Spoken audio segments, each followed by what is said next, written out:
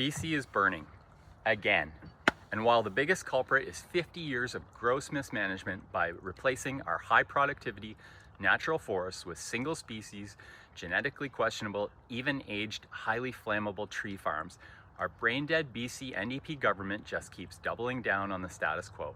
The devil is in the details, folks. So hear me out on the latest charade from Premier Eby, who's been duped again by the pseudoscience of an industry-captured Ministry of Forests and their shill-in-chief, Forest Minister Ravi Parmar. This one will enrage even loggers and traditional forest industry folks who want to see more jobs per tree harvested.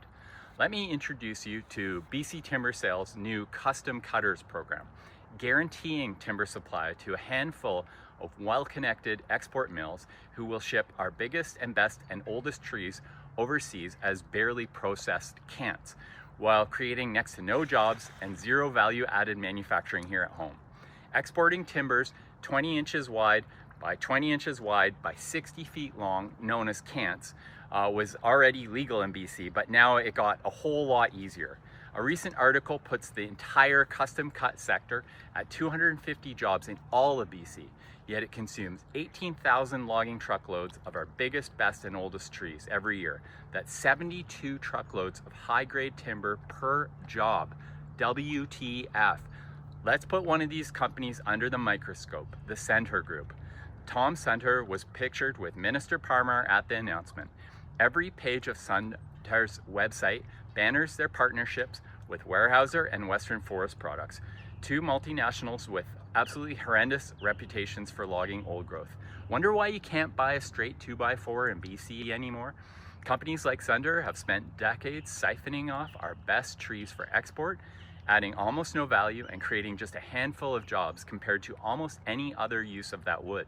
Their site is full of pictures of what are almost certainly old growth trees, and it's entirely devoted to shipping giant, barely processed timbers overseas. And Sunter isn't even loyal to Canadian timber.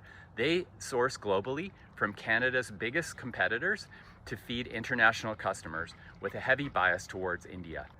The Premier is now rewarding this company with guaranteed supply from BC Timber Sales, the government's own forest liquidation branch.